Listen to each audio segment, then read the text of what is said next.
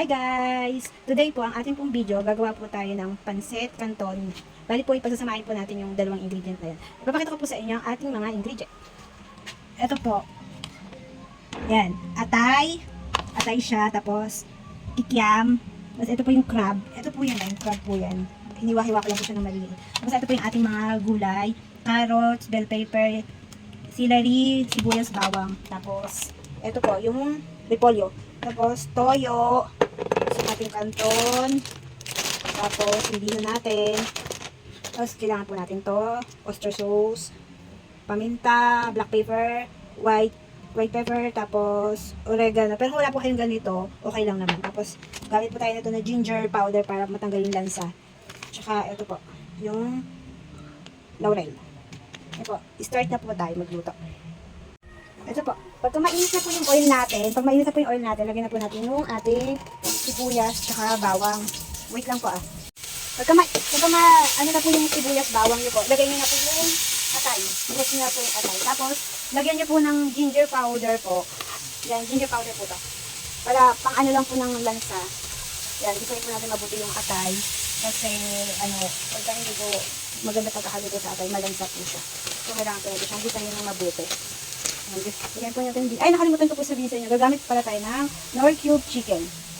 Para po, since wala naman po tayong nilagay na manok, Knorr cube chicken na lang po.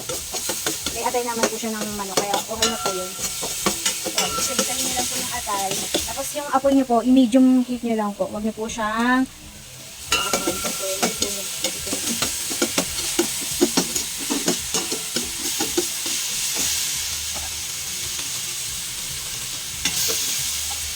after po nun, kapag okay na po yung atay natin, ine-next natin yung ating kikiam.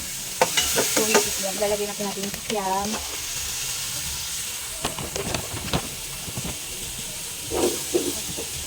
Yun po, lagay na po natin yung kikiam.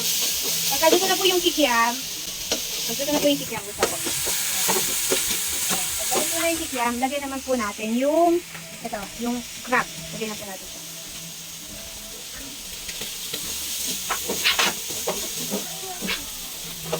Dagdag po ako ng oil ha, kasi medyo nakulangan sa oil. Tapos lagyan po natin siya ng laurel. So, mga dalawang pirasong laurel. Lagyan po natin siya. So, pang ano rin po ito ng pampabango, tsaka medyo pang ano rin po ito ng lansa. Tapos lagyan po natin siya ng black pepper, tsaka ng oregano. Ika na po natin siya.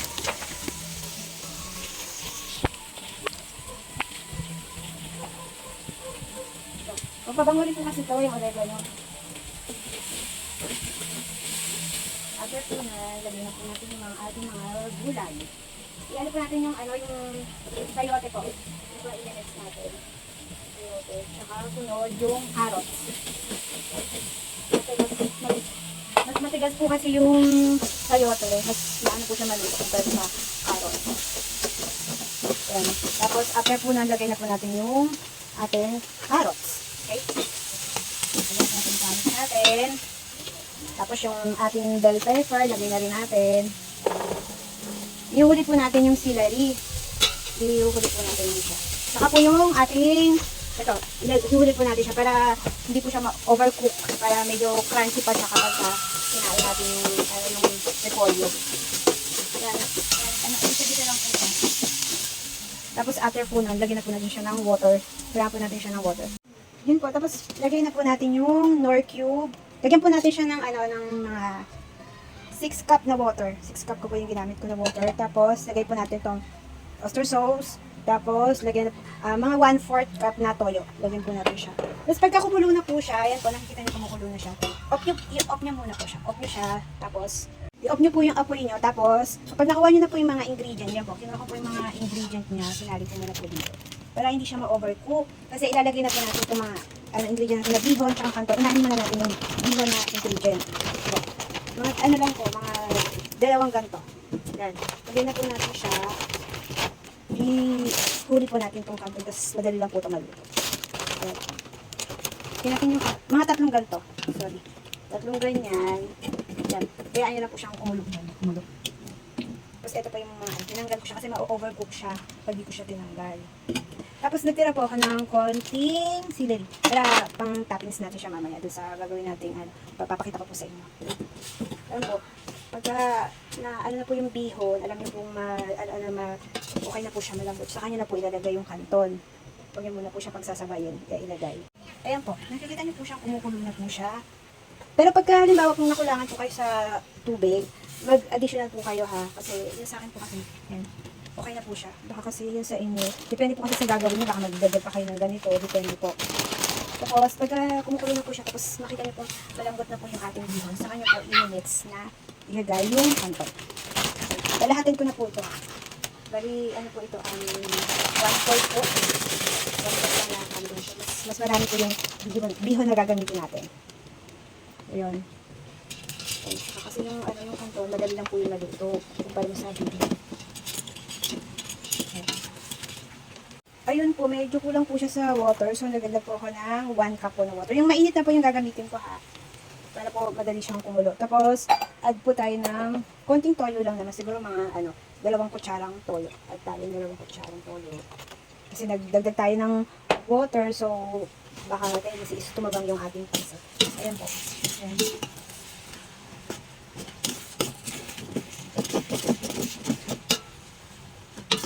Nalambot na siya. Tapos yung apoy niyo po, hinaan niyo lang po. Hindi po masyadong lakas na kapag luto na siya.